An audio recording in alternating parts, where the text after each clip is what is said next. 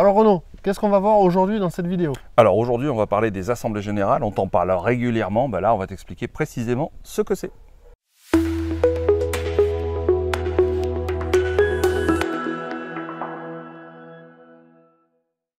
Alors oui, dans cette vidéo, effectivement, on va voir qu'est-ce que l'Assemblée Générale, comment ça se déroule, quelle fréquence, quel est l'objet, etc. Comment ça marche? En fait, ce qu'il faut comprendre, c'est que quand on est à plusieurs, donc en société, en général, on est à plusieurs, il faut se mettre d'accord pour les grandes décisions. Alors là, on ne parle pas de la gestion courante. La gestion courante, c'est le président d'une SAS ou le gérant d'une SARL ou le gérant d'une SCI qui vont gérer les affaires courantes, payer les factures, t'inscrire à un truc, envoyer des mails, etc. Ça, les petites décisions, quoi. Voilà, ça c'est ce qu'on appelle la gestion courante, d'accord? C'est le quotidien de la société. Et puis de temps en temps, il y a des décisions stratégiques à prendre. Et puis il y a aussi des événements, tous les ans, il faut qu'on se réunisse pour faire un point. On va dire ça comme ça pour le moment. On va t'expliquer comment ça se passe. Et il peut aussi intervenir des événements exceptionnels. Ouais, c'est ça. Donc effectivement, il y a deux types d'assemblée générale. Assemblée générale ordinaire et l'assemblée générale extraordinaire. AGO ou AGE, tu les verras écrits comme ça. Donc alors, déjà, de base, il y en a une, elle est obligatoire, elle est tous les ans. Et elle est obligatoire. Hein. Ouais, c'est obligatoire de la tenir. En fait, c'est obligatoire d'avoir un PV, procès verbal. Donc un procès verbal, c'est le compte rendu en fait, de l'Assemblée générale. Donc, du coup, un PV d'AG. Alors, celle qui est obligatoire, c'est l'Assemblée générale ordinaire. Celle-là, elle est une fois par an. Ouais. Et évidemment, elle est obligatoire. Est-ce que tout le monde doit être présent? Alors non, pas forcément. Alors déjà, tout ce qu'on va raconter, c'est codifié dans les statuts, Ben. Donc ça veut dire que tu sais qu'il y a des types de sociétés dans lesquelles on a un peu plus de latitude dans les statuts. On t'en reparle de temps en temps sur des vidéos de la chaîne. Ce qu'il faut comprendre en fait, c'est que tout ce qu'on raconte, on va l'écrire dans les statuts. Et puis après, il y a des trucs par défaut, au cas où on est oublié, mais c'est pas trop bien d'oublier des trucs dans les statuts. Et donc par exemple, est-ce que tout le monde doit être présent? Ça, c'est défini dans les statuts. Si tu écris que tout le monde doit être, tous les associés doivent être présents pour que l'assemblée soit valable et que ses décisions soient valables, dans ce cas-là, ça va contraindre à tout le monde d'être présent. Mais après, tu peux aussi choisir que les gens soient représentés. Donc ils peuvent être représentés par des gens qui sont aussi associés par ailleurs, et donc les voix, la personne qui va être présente va voter pour elle et pour la personne qui représente, à hauteur des voix de chacun. Hein. Et tu peux aussi définir que une personne ne peut représenter qu'un seul autre associé, ou alors plusieurs, ou alors de façon illimitée. Tu écris tout ça dans tes statuts et tu le décides toi au moment où tu crées ta société. Mais donc ça a quand même un impact. Ce que tu peux retenir, c'est que tu peux faire en sorte que non, il n'y ait pas tout le monde. Voilà. Ouais, c'est ça. Nous, de base, dans nos sociétés, on écrit que il faut qu'il y ait au moins 75% des voix qui soient présents. Présents. Ouais. Et 100% qui soient présents ou représentés. Parce qu'on veut, on n'est pas sur un grand nombre, on est entre proches. Donc globalement, on va pouvoir s'en sortir pour se retrouver quand même au resto une fois par an, quoi, à un moment. Alors justement, ce que tu viens de dire là, par rapport au nombre de personnes et à la définition dans les statuts, là ça s'applique pour l'Assemblée ordinaire et l'Assemblée extraordinaire. Alors, ce sont deux choses indépendantes dans les statuts, hein, mais ça se définit pour les deux. Ouais. Donc là, ce qu'il faut comprendre, c'est que théoriquement, une Assemblée générale, c'est quoi? C'est une grande pièce avec une grande table ovale, des gens en costume qui vont prendre des décisions pour une société. Ouais, ça c'est les multinationales, quoi. Ouais, ça se passe comme ça dans les multinationales. Mais nous, on va pas se déguiser en pingouin pour aller discuter de nos sociétés, quoi. Donc effectivement, ce qu'on fait, c'est que on se met plutôt en mode tranquille. Soit on va au resto, soit on se fait une bonne bouffe. On se retrouve en tout cas pour discuter. Discuter de quoi? On va t'expliquer tout à l'heure. Tu n'es pas obligé d'aller au resto, hein. Tu peux faire ça à la maison sans problème. C'est pour ça, il n'y a pas de contrainte par rapport à ça. Tu peux faire aussi un moment où tout le monde se réunit. Par contre, c'est bien de vraiment jouer le jeu. Tu prépares, on va essayer de ne pas tout dire dans le désordre, tu prépares en fait. D'abord, tu dis à tout le monde, on se retrouve tel jour, telle heure pour parler de la société. Premier point. Deuxième point, dans les statuts, il y a une astuce pour pouvoir dire, j'ai pas besoin d'envoyer un courrier recommandé 15 jours à l'avance pour qu'on puisse tenir une assemblée générale. Parce que normalement, par défaut, c'est le cas. C'est ça, par défaut, ça se passe comme ça. Et tu peux être en faute si tu ne l'as pas fait, bien évidemment. Ouais, donc il faut effectivement maîtriser tes statuts. Ça, on te l'apprend aussi on te l'enseigne. Et donc, ce qu'on disait, c'est, bon, comment ça se passe dans la vraie vie? Tu prépares le PV d'AG, hein, le procès verbal, c'est le compte-rendu de la réunion. Mais qui va te servir de plan. Hein. Tu le prépares, j'allais dire à l'avance, voilà. Éventuellement, il y a des points, tu sais, qui vont être... discuter et... non, c'est pas ça ce que je voulais dire, c'est que tu sais que ça va être décidé dans ce sens-là, parce que vous en avez déjà parlé. Ok, tu peux l'écrire déjà, pourquoi pas, sur l'ordi, c'est plus simple d'avoir tout écrit, tout rempli à l'avance. Et puis ensuite, effectivement, tu laisses des trous pour les décisions qu'il faut prendre ensemble. Après, on va parler des décisions, on va t'expliquer tout ça. Donc ça, c'est valable hein, pour les AGE et pour les AGO, hein, ce qu'on vient de dire. Donc tu prépares à l'avance. Tu dis voilà, on se retrouve tel jour, telle heure, ou alors au dernier moment tu te tiens, au fait, il faut qu'on discute de tel sujet, tu prépares le PV. Alors, en tout cas, il y a une chose qui va être importante et que je te dis maintenant, c'est qu'à la fin, tous les associés vont signer le procès verbal de l'Assemblée Générale. Donc ceux qui ne sont pas là et qui sont représentés par quelqu'un d'autre, ben, ça sera la signature du représentant. D'accord, et si on n'est pas d'accord, on se met d'accord. Alors voilà, l'important c'est que forcément ça conclut sur un accord. Tu peux avoir... oui, mais si ça ne conclut pas sur un accord, il n'y a pas de signature. Il n'y a pas de signature. Donc il n'y a pas d'AG. Et du coup, tu écris... Ah si, ce que tu peux faire, c'est tu peux écrire « Il n'y a pas eu d'accord, on en reparle dans 3 semaines ». Oui, mais tu ne fais que repousser la machine. Tu ne vas pas rester un an comme ça et attendre la prochaine AG.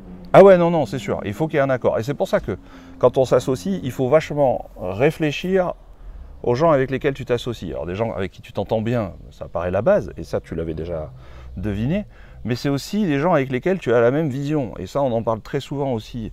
Dans ce qu'on enseigne, c'est il faut avoir les mêmes objectifs. On te parle souvent de tes objectifs. Il faut avoir les mêmes objectifs pour pouvoir prendre les mêmes décisions qui vont dans le même sens pour les objectifs de chacun. Alors là, on a vu comment ça se déroule. Ouais, donc en fait, tu te retrouves effectivement autour d'une table, voilà, pas de souci.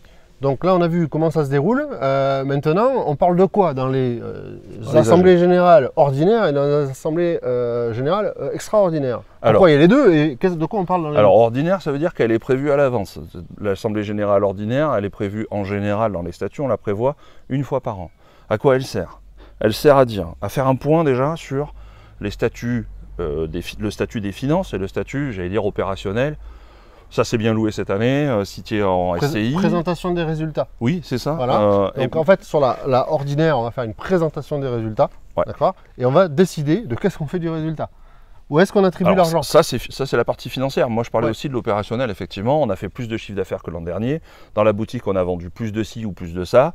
Voilà, ça permet de faire un point quand même entre celui qui gère les affaires courantes, hein, le gérant dont on parlait tout à l'heure, ou le président d'une SAS, et puis tous les associés. Ça permet de les mettre au courant.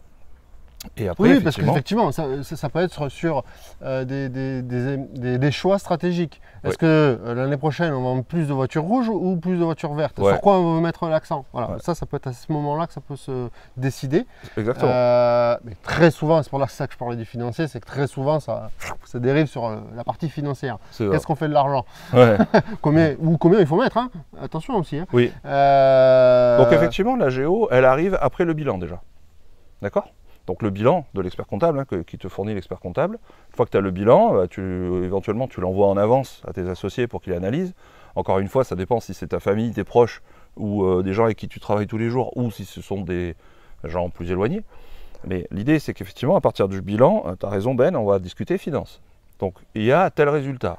S'il est négatif, c'est comment est-ce qu'on rajoute? Qui rajoute au pot? Est-ce qu'on rajoute au pot ou est-ce qu'on ferme la boîte? Par exemple. Ça peut être aussi une décision. Là, ce qu'on va faire, c'est que de l'AGO, on va prendre un rendez-vous sur une AG extraordinaire pour fermer la boîte, par exemple. Ça fait partie des motifs d'assemblée générale extraordinaire. Hein. La fermeture d'une boîte, évidemment, c'est plutôt extraordinaire. Voilà, on va prendre le cas plutôt commun où, justement, le bilan il est positif, il y a eu du bénéfice. Qu'est-ce qu'on fait de l'argent? Ouais. Alors, effectivement, il y a 3 possibilités majeures pour lesquelles on va distribuer le résultat. Qu'est-ce qu'on en fait? On va attribuer le résultat plutôt. Qu'est-ce qu'on fait du résultat, de ce qu'il y a en plus? Après avoir payé l'impôt sur les sociétés. Ouais. Qu'est-ce qu'on fait très bonne précision. Qu'est-ce qu'on fait de cet argent? Bon, soit on le laisse dans la trésorerie de l'entreprise, mise en réserve. Voilà, ça c'est une mise en réserve, effectivement, tu mets de côté. Soit on distribue les dividendes aux associés. Ouais. D'accord. Alors ça peut être des associés personnes physiques ou morales, peu importe. Ouais. On distribue en fonction des parts. Soit On décide de réinvestir. Soit on décide de réinvestir. Et donc là, effectivement, tu vas écrire, on met tant de pourcentage du dividende, enfin, non, pardon, du bénéfice en dividende, tant de pourcentage du bénéfice en réserve, donc en réserve pour plus tard, hein, en fait, hein, pour l'utilisation de la trésor plus tard, ou alors tant de pourcentage du bénéfice sur des nouveaux investissements. Et là, après, on va se demander quels nouveaux investissements. Donc ça, c'est dans l'assemblée ordinaire. Ouais. Maintenant, dans l'extraordinaire, comme son nom l'indique, c'est pour traiter des sujets qui ne sont pas récurrents et annuels. Par exemple, la société, elle décide d'acheter 2 véhicules de société. Ouais. Ça dépasse un certain montant qui sont définis dans les statuts, pour lesquels il faut passer par une AGE. C'est-à-dire que là, le dirigeant, tout seul, ne peut pas décider qu'il va acheter 2 véhicules à 40 000 euros, donc un total d'investissement de 80 000 euros. C'est ça. Ça dépasse sa délégation. Sa délégation, exactement, c'est le bon terme. La délégation du gérant ou du président. Bon, dans ce cas-là, effectivement, il faut se réunir. Et tu vois, ça ne va pas forcément mettre longtemps à débattre, mais il faut se réunir tranquillement pour discuter. Est-ce qu'on est d'accord? Oui. Un PV d'AG. Exactement. L'AGE, en l'occurrence. Exactement. Et donc là, on va faire un investissement. Donc ça tombe bien, la dernière AGO, on avait dit qu'on gardait 150 000 euros pour des investissements, on peut en mettre 80 000 sur ces 2 véhicules. Pourquoi pas? Donc voilà à quoi sert l'AGE. Voilà, c'est tout simplement toutes les autres décisions et interventions qu'il va y avoir au cours de l'exercice. En général, c'est tout ce qui dépasse la délégation du gérant, et en particulier, c'est tout ce qui est achat ou vente d'actifs. D'accord? Tu le comprends comme ça. Véhicules, immeubles, nouvelles machines, etc. Plus tout ce qui va être entrée et sortie de nouveaux d'associés. Oui. Un nouvel associé qui va rentrer ou quelqu'un qui veut céder ses parts. Ouais.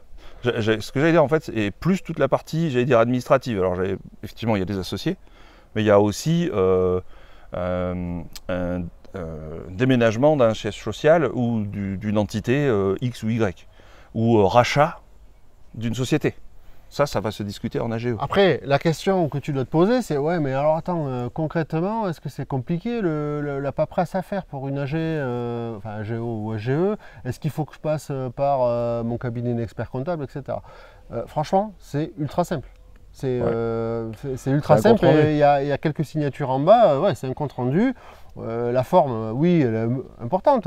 Maintenant, tu vas trouver des modèles sur Internet, il n'y a pas de problème. Ce qui est important à respecter, c'est plus ça qui est important, c'est la procédure. Hein, tu en parlais tout à l'heure vis-à-vis des recommandés, etc. Mais ça, de toute façon, si tu n'as pas anticipé et que dans les statuts, c'est pas comme ça, il va falloir que tu respectes la procédure qui est dans les statuts. Voilà, tout simplement. C'est tout écrit. Hein. C'est plus ça qui est contraignant que finalement le petit courrier à la fin, enfin le courrier, le compte rendu avec les quelques signatures. Donc non, je pourrais répondre et conclure. Oui, tu peux le faire tout seul. Oui, c'est ça. Donc là, on vient de te donner une vision de comment ça se passe. Ok. Tu vois que c'est pas compliqué. Tu vois que si tu l'as anticipé dans les statuts, tu viens de le dire Ben, c'est facile à mettre en œuvre. Nous, ça nous arrive avec Ben, effectivement. On a des sociétés en commun où on est associés. Ok, ce soir-là, on a un sujet à discuter. Bim, on prend une décision. En fait, on en fait un PV. Parce que nos statuts nous permettent de ne pas s'envoyer un recommandé chez Ben, un recommandé chez moi, 15 jours à l'avance. Et puis, si y a un tel qui n'est pas d'accord avec le sujet, alors il faut reprendre 5 jours de délai. Enfin, tu vois, il y a des trucs de fou. Parce qu'on est dans des structures simples. Toi, si tu es dans une structure simple aussi, tu peux mettre en place ce genre d'astuces. Après, on fera une autre vidéo, Ben, sur les pourcentages de vote. Comment ça se passe? Bon, tu trouveras ça sur la chaîne aussi un peu plus tard. Ouais, sinon ça va faire la vidéo qui sera un petit peu trop longue. Mais tu as vu que c'était quand même plutôt simple à gérer. Alors si tu as aimé cette vidéo, je t'invite à nous mettre un pouce vers le haut, à t'abonner à la chaîne et à cliquer sur la petite cloche des notifications pour recevoir les notifications des prochaines vidéos. Et si tu veux discuter avec nous en direct et nous poser tes questions, je t'invite tout simplement à cliquer dans la description, il y a un lien pour nous rejoindre sur le groupe Facebook. On fait très régulièrement des lives. Tu es la bienvenue, tu peux venir nous poser tes questions, c'est libre quoi. Hein. Et puis comme ça, on répondra à tes questions pour améliorer ton apprentissage. En direct, voilà. Bon, on te dit à bientôt. Ciao. Ciao, ciao.